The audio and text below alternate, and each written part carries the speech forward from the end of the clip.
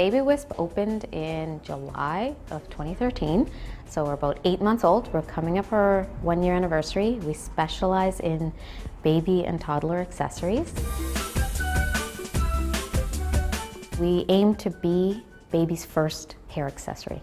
My baby was born with really fine hair, and no matter what she was wearing, even if it was a pink outfit, people would tell me he was very cute. And that bothered me.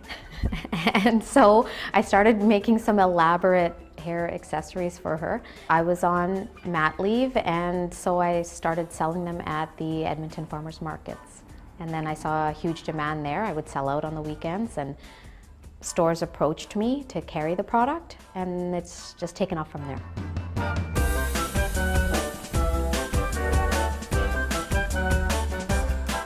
Our mini latch clip is a special clip that you won't find in regular stores. It's got special little combs that snap in to just even the finest of hairs, especially when a new baby's born. Their hair's really fine and wispy, and you can't really use regular clips because they slide in and fall out. And this way the mom can feel a little more confident that these clips can really clasp on the hair and snap shut. First we comb in the hair, little bit of peach fuzz you have here, combed in, and then close it and put in your hair. Done! The mini latch clip has its embellishments hand sewn on. In that way, there's no toxic glues that are laying anywhere near the baby's head. The brand was inspired by all things girly. You've waited to have this baby and you've been like, oh, I'm having a girl, I'm having a girl. And then she comes out and people are mistaking her for a boy. And I don't know, it shouldn't bother you, but it does. So you want to make them look pretty, you want to make them look fancy, and that's where I came from and where I started it all. And we're able to do that and cater to each individual mom's fashion sense because we have over 1,700 products. Baby and toddler fashion, traditionally you would just think of a hair accessory as a hair bow. But for us, we've taken it to the next level. You can get a crocheted flower, you can get polka dot stripes, we get patterns that are like damask print, very modern, vintage feels with feathers and birdcage veil, like an Audrey Hepburn classic type of look. We have a collection in store that Veronica makes. She works for Baby Wisp. She's also a mom of 2. We have a huge following on Facebook. We're getting close to 5,000 fans, and they're very active. They're very vocal. When we're designing new products, they're giving us that information. They're giving us pictures of their babies. We just did a spring photo shoot. Gorgeous. We were calling it the summer face of Baby Wisp. Okay, what do you think? Looks good to me. Perfect. We like to stay current, so we can't use the photo shoots we did from 5 years ago. So we go directly to our customers who are on Facebook, they're on Twitter, and they're subscribing to our newsletter. So when we make a call out there that we need babies, they're coming.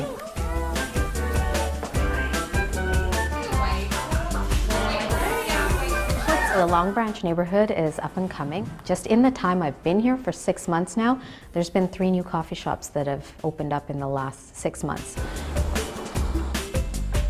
I see that there's a lot of young families there and other businesses like dance shops and ice cream shops and a play place for kids to go to.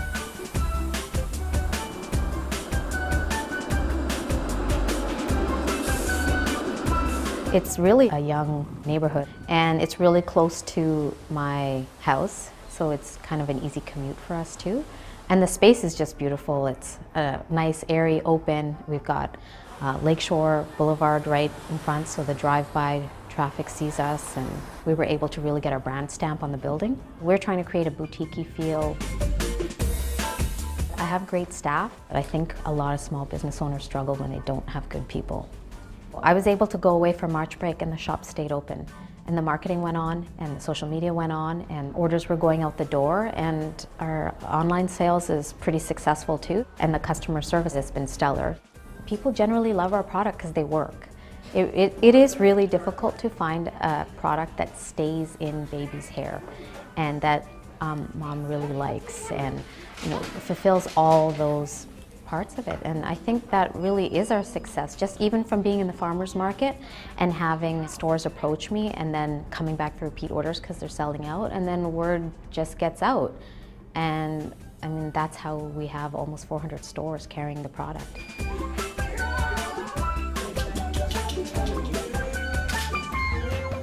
I started at that farmer's market working the booth, and seeing it take off now, and I had to quit my job at the office, which, I mean, a lot of people were very skeptical. I had a pretty good job before, and to quit that job and take this leap, this has been a huge change of lifestyle for me. I get a lot of family time that I wouldn't have been able to have in another position. You know, I've taken it and it's a successful, profitable business. I'm going into my 6th year in business. You know, 6 months or not even a year at this location, and it's still growing. So I'd have to say pride. That was the resounding feeling I have, and I'm able to, I feel like I redeemed myself, that I took a risk and it actually worked out.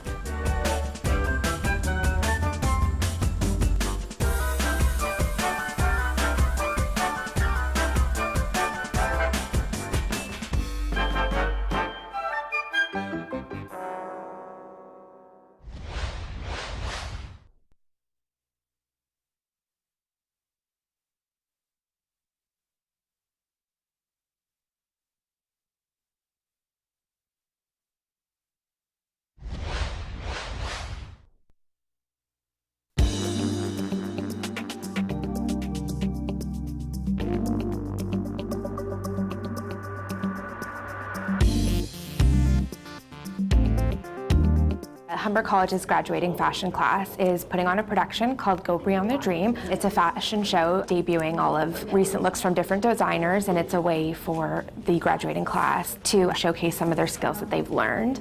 Personally, I'm the project lead and the treasurer of the event, so my responsibility is to manage the team, make sure deadlines are set, manage the finances, and just make sure the team works as a cohesive unit. I coordinate the Fashion Arts Diploma program, which is located at the North Campus of Humber College, and we are located in the business school, which is a really important component because we are a business program. We do not teach design, construction, sewing, illustration. What we do teach are subjects like fashion history and terminology, marketing, retail buying, visual merchandising. With respect to Walk It Out, it's our annual fashion show. A team of students do it as their internship in 4th semester. They create the concept for the fashion shows. They then plan the whole event. Then they collect the clothing from whichever designers they choose for that particular year, and they style the whole show. So everything that you see in this event today was done by the students. I'm the client for this event as the program coordinator. So I give them the brief of who's going to be attending, what the function of the event is, which is to make the program look good and to show all of the people who are here tonight just what kind of skills the students do learn during their time here. For this year's Walk It Out production, I was given the role of the styling manager. This involves working in close collaboration with all the designers that we have secured for the show, so who we're featuring, and anything else that involves styling or wardrobe or the look of the event. That's something that goes through me and the styling team. And we've been preparing for it since basically the end of October, I would say. We started with the whole idea and putting it together, so it's been a long process, and we're very excited to finally see it in action. I've watched the students work on this event, and they work tirelessly. And of course, the fashion industry is 24/7. It's not a 9-to-5 industry, and we tell students off the bat, if that's what they're looking for, it's the wrong place. And so, of course, when they do an event like this, they really do get to see that they have to keep going until it's done. And by the end of it, of course, when they know that they've put everything they've got into it, they feel good about themselves. And that's the most important feeling they have to have when they graduate. Well, the great thing about this fashion program here at Humber is that there is such a wide range of different courses that we take. We take classes such as marketing, trend analysis and forecasting, photo styling, graphic design, visual merchandising. So you really get a wide variety of different classes that you learn a really well-rounded education in fashion. During my 2 years, I've been taking a very wide spectrum of courses, of anything from color theory, product development, retail buying, wholesaling, and of course event planning, which is part of this show that we're putting together. I've learned multitasking, really time management, because working in fashion, it's always fast-paced and always on the go, so I've definitely learned a lot of that. I've learned a lot about visual merchandising, event planning, obviously, and definitely a lot about photo styling and you know, the graphic design, so what happens after the photo shoot, the post-production. A lot of the skills that I've developed within this program are just, you know, skills encompassing professionalism. I have learned so much, and when you're working in the fashion industry, there's so many important people that you meet, and you know, the connections you make are extremely important, how you handle those connections and how you deal with people on a regular basis, and so that was a big one for me. Throughout the 2 years of this program, some of the skills that I've developed, I would say good communication skills, time management, presentation skills, feeling comfortable in front of people. We have a lot of grads who go into the retail sector. I mean, basically, when you look at fashion, it's to appeal to a retail audience. So they could go into buying, planning, visual merchandising. We also have grads in event production. We have them in media, in magazine, styling, in television programs. So really, the options are quite open for them. One of the aspects of the industry that really interest me and have always interested me, even before this program, has been the buying aspect. So that involves a lot of math, calculations, and a good, you know, idea of forecasting and decision making, which I feel comfortable with. I think like 90% of the class when we started the program, you know, everyone gets up and they say, oh, I want to be a buyer. And it's fantastic, and we learn about buying, and it is very interesting, but it's funny how your views change a million times while you're in this program. But I think right now I'm really loving the idea of photo styling, or even if I was going into the retail, the merchandising side of things. Being a merchandiser, you work closely with the buyers of different companies, and you just make sure it's a well-rounded line, that sort of thing. So I think that's kind of where I'm aiming for right now. My experience in Humber College has been great. I guess what I've enjoyed the most has been developing the skills to become a professional, walking into, you know, the industry in a month or so. And all the new people that I got to know that might be, you know, future business partners, you never know. But it's just a very strong beginning, and I've been blessed to be in this program, definitely. Ladies and gentlemen, go beyond the dream.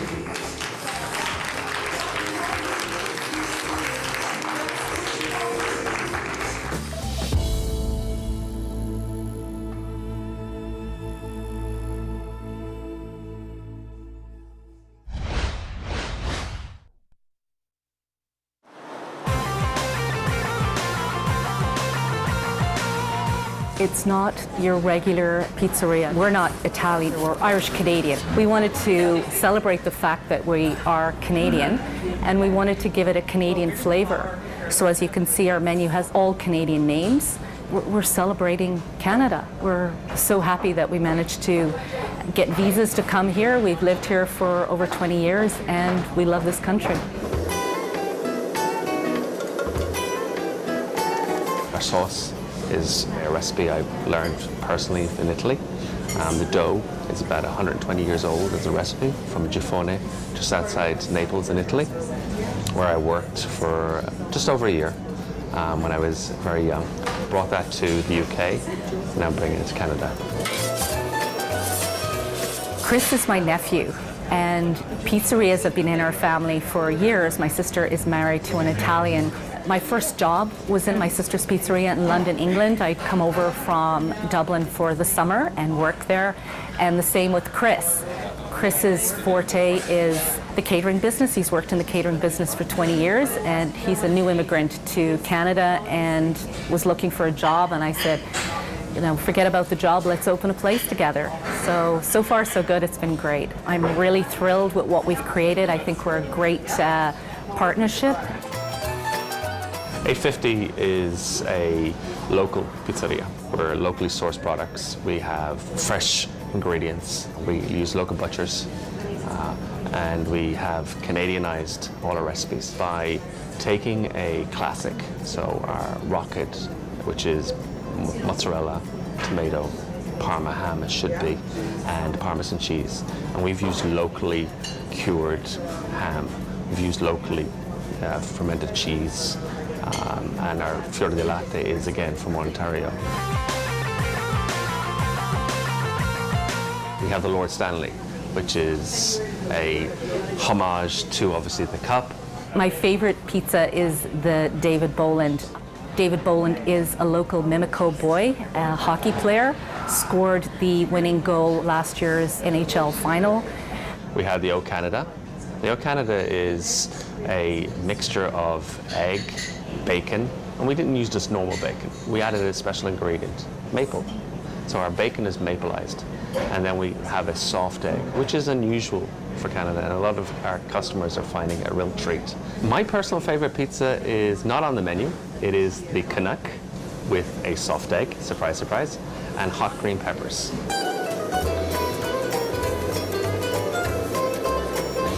The oven, what a journey. The oven is the heart of the business. We bought an oven from Los Angeles. We had to take out our window to bring it through. It was on a flatbed truck. It weighs over 5,000 pounds. The center of the oven goes up to about 1,400. It creates a unique style of pizza, a Neapolitan style pizza. I've lived in Etobicoke for over 20 years. I love the community. It's an underappreciated community, in my opinion. I've always wanted to have a place just like 850 Degrees where you can go and get good food at reasonable prices in a decent, interesting environment, and that's what we set out to create. We wanted to be part of the community, and the community has been fantastic. Really, really helping us, being very encouraging. Being from Ireland, we're very sociable, community-oriented people. And it's just delightful when people walk through the door of 850 and they see people they know. 850 is very much involved in the community. We want to be proactive in the community. We've gone into schools. Lots of kids have come here, made pizzas. I've taught them a little bit about food, ingredients. They've tasted new ingredients. We're sponsoring local events. We're taking a positive step in the community. The culture here is a little bit different than it is in, say, Ireland, where I'm from, where people have the pub and they go out and they socialize in the pub. So I would like to think that 850 will provide something like that for this community. It's not a pub, but it's a place where you come, more often than not, you'll find people that you know. And it feels almost like a second home. This ultimately is my dream. 850 Degrees, the culmination, the first day, 27th of January, opening the door, the first customer. It's ultimately what I've been working 20 plus years to actually do. And now it is mine, ours. Yeah, it's a nice ending to a dream and a start to a reality, and hopefully one or more 850 Degrees.